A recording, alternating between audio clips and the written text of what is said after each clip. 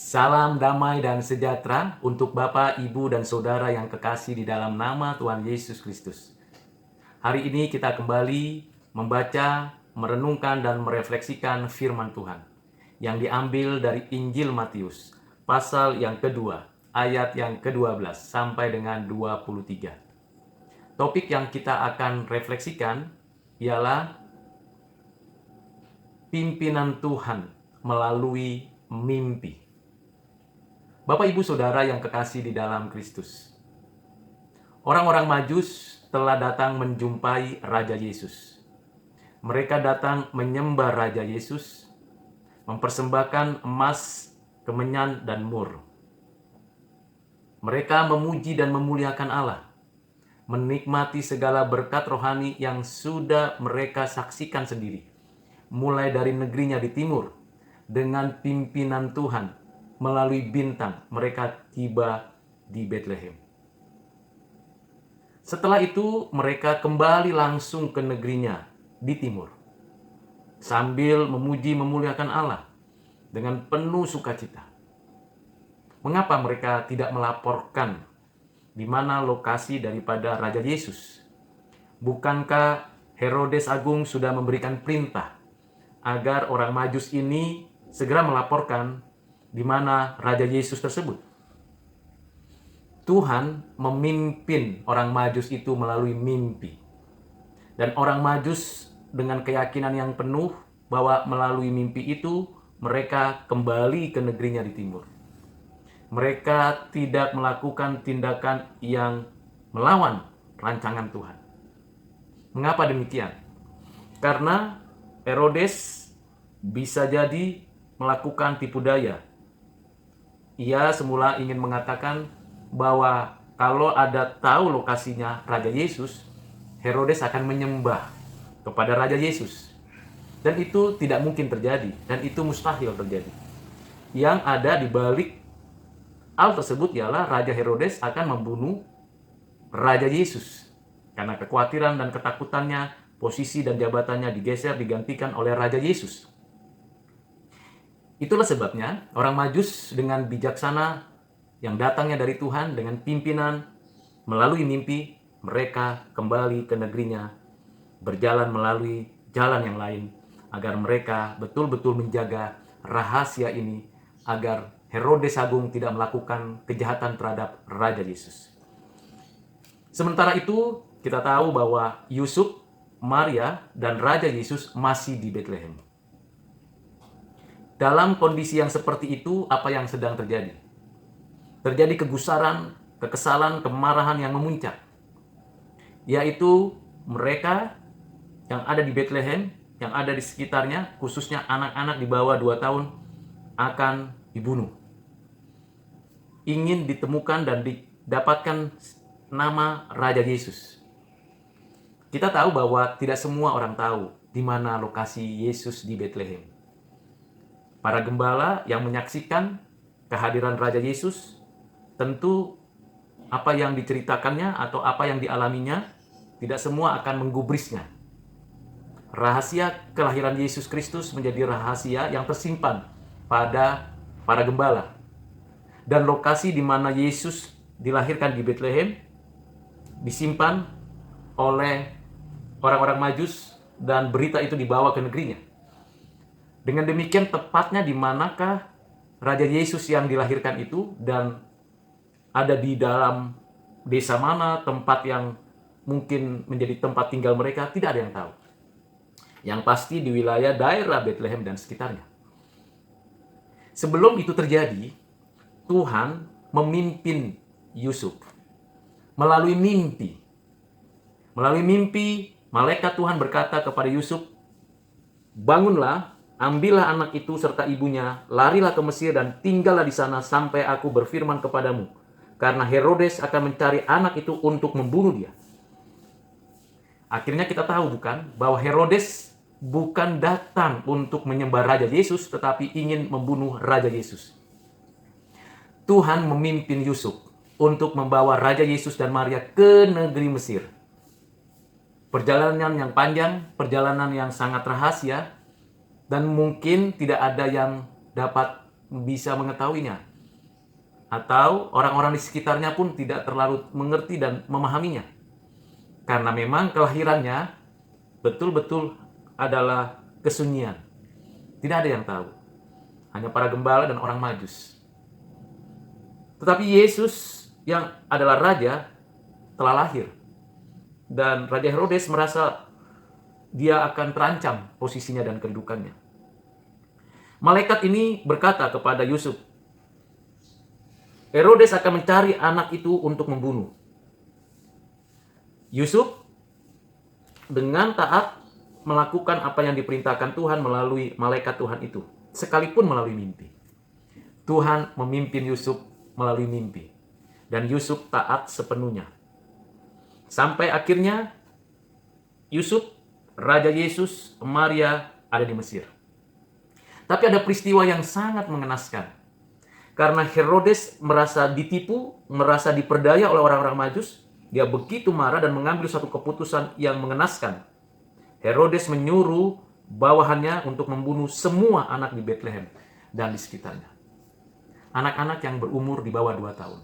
Jadi diperkirakan Yesus berumur besar ada di Bethlehem, bayi itu umurnya di bawah 2 tahun. Sehingga seluruh anak-anak yang ada di Bethlehem dan sekitarnya yang berusia 2 tahun ke bawah dibunuh. Suatu kejahatan kemanusiaan yang sangat luar biasa. Dan itu tercatat di dalam Alkitab. Herodes Agung melakukan tindakan kejahatan seperti itu. Kejahatan ini sangat menakutkan dan sangat mengenaskan. Herodes yang sudah melakukan tindakan pembunuhan tersebut mengalami kematian.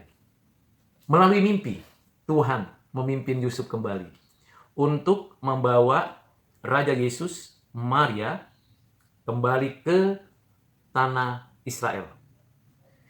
Yusuf mematuhi rancangan Tuhan, pimpinan Tuhan. Membawa kembali Raja Yesus dan Maria ke tanah Israel. Tetapi setelah didengar Yusuf bahwa Arkelaus menjadi raja di Yudea, menggantikan Herodes ayahnya, ia takut ke Bethlehem. Karena dinasihati dalam mimpi, pergilah Yusuf ke daerah Galilea. Yusuf dipimpin oleh Tuhan melalui mimpi untuk kembali ke tanah Israel. Dan melalui mimpi Yusuf tidak pergi kembali ke Bethlehem, tetapi ke Galilea, di luar wilayah kekuasaan Herodes Archelaus. Tuhan memimpin Yusuf untuk melakukan tindakan yang benar, yang baik, agar Raja Yesus tidak dibunuh oleh Herodes. Dan itu yang telah terjadi di dalam kondisi kelahiran Yesus. Itulah sebabnya Yesus dibesarkan dari sekitar umur 4 tahun sampai umur 30 tahun. Yang disebut sebagai orang Nazaret di bagian utara tanah Israel. Dan di sanalah ia jalani hidup sebagai manusia, mengikuti semua pembentukan sebagai orang Yahudi. Dididik di sinagog, mengikuti kehidupan manusia di Nazaret, bergaul bersama dengan orang-orang yang ada di Nazaret, dan tentunya Raja Yesus hadir di tengah-tengah keluarga Yusuf dan Maria. Apa yang kita pelajari dari peristiwa ini? Orang-orang yang takut akan Tuhan akan diberikan pimpinan olehnya untuk menjalankan hidup yang benar. Hidup yang baik, hidup yang adil, hidup yang suci. Hidup yang betul-betul memberikan kepada mereka hati yang tenang, jiwa yang bersukacita. Dan tentunya juga keselamatan dan kebahagiaan. Mengapa? Karena kita tahu bahwa orang Majus, Yusuf, dipimpin oleh Tuhan melalui mimpi. Kondisi ini terjadi sebelum perjanjian baru kitab-kitabnya dituliskan. Dan tentu masih ada juga cara Tuhan melalui mimpi untuk memimpin manusia datang kepadanya, mengikutinya, dan menaatinya.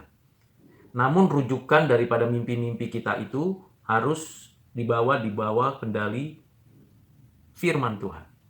Karena Alkitab sudah lengkap dan sudah sempurna. Dan kita kalaupun mendapatkan mimpi dari Tuhan untuk menaati firman Tuhan, maka mimpi itu ditujukan kepada kita untuk melakukan suatu tindakan yang khusus bagi kemuliaan Tuhan. Seperti yang dialami oleh orang-orang Majus dan Yusuf. Tentu ini suatu peristiwa yang supranatural, suprarasional, yang tidak semua orang mendapatkan mimpi seperti yang dialami Yusuf. Dan ini adalah peristiwa yang satu kali dan selanjutnya berjalan sebagaimana kehidupan Yusuf, Maria, dan Raja Yesus di Nazaret. Bapak, Ibu, Saudara yang kekasih di dalam Kristus, Tuhan memimpin umatnya melalui mimpi. Itu dapat terjadi kapan saja dan di mana saja. Dalam konteks kekinian, kita harus membawa kembali semua mimpi-mimpi kita, harapan-harapan kita, cita-cita kita di dalam firman Tuhan. Dan di dalamnya kita akan mendapatkan pimpinan kemana kita berangkat, kapan kita melakukan ini dan itu, dan bagaimana kita mengerjakannya. Tidak semua orang mendapatkan mimpi yang begitu jelas, yang begitu fokus pada peristiwa-peristiwa dalam kehidupannya. Tetapi mimpi apapun yang kita mungkin sedang hadapi, atau mimpi yang sedang kita alami, itu harus diuji supaya kita tidak terjebak pada mimpi, tapi terikat berdasarkan pimpinan Tuhan melalui firman. Karena itu Bapak Ibu Saudara, apabila kita akan memasuki tahun 2022, tentu ada banyak mimpi yang sudah kita sampaikan di hadapan Tuhan. Rencana dan cita-cita kita, apapun itu. Kita tahu bahwa tiap-tiap kita ingin bebas menikmati hidup penuh dengan damai dan sejahtera. Itu bukan hanya masuk ke dalam pikiran kita, tetapi juga di dalam rancangan kita untuk kita bertindak agar damai dan sejahtera itu memenuhi hati kita di tahun 2022. Serahkanlah itu kepada Tuhan. Minta pimpinan Tuhan.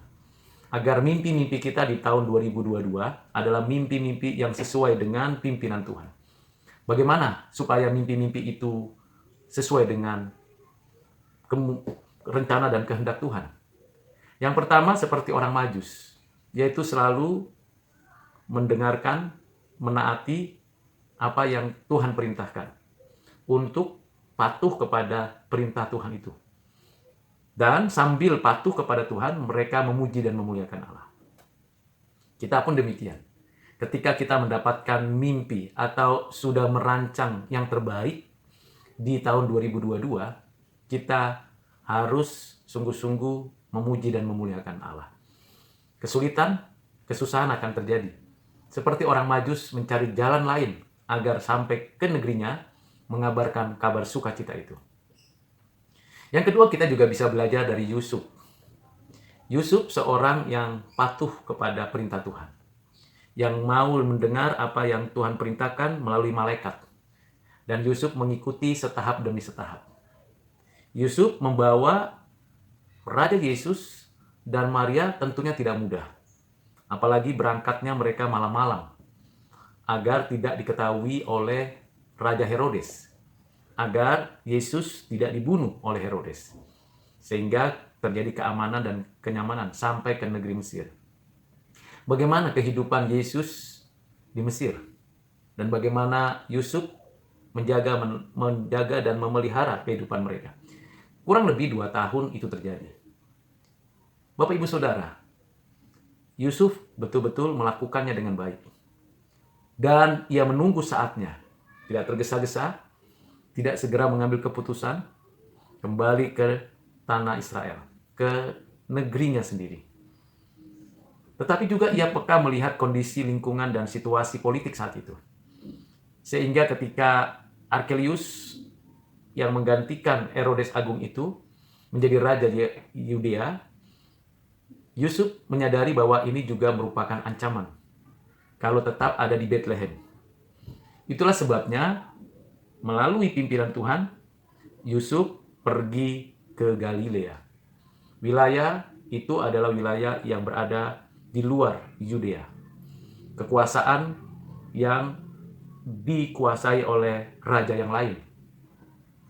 Dengan demikian Yusuf diberikan kepekaan, kesadaran akan situasi dan kondisi yang ada, lalu dia patuh. Demikian juga kita dalam konteks kekinian kita. Dalam tahun 2022 ada banyak rencana yang kita sudah pikirkan.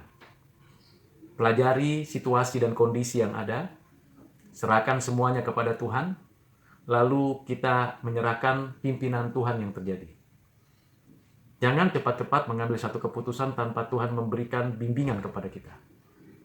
Agar di tempat yang Tuhan sudah siapkan itu, ada kenyamanan, ada ketenangan, ada perwujudan cinta kasih Tuhan yang dapat kita nikmati.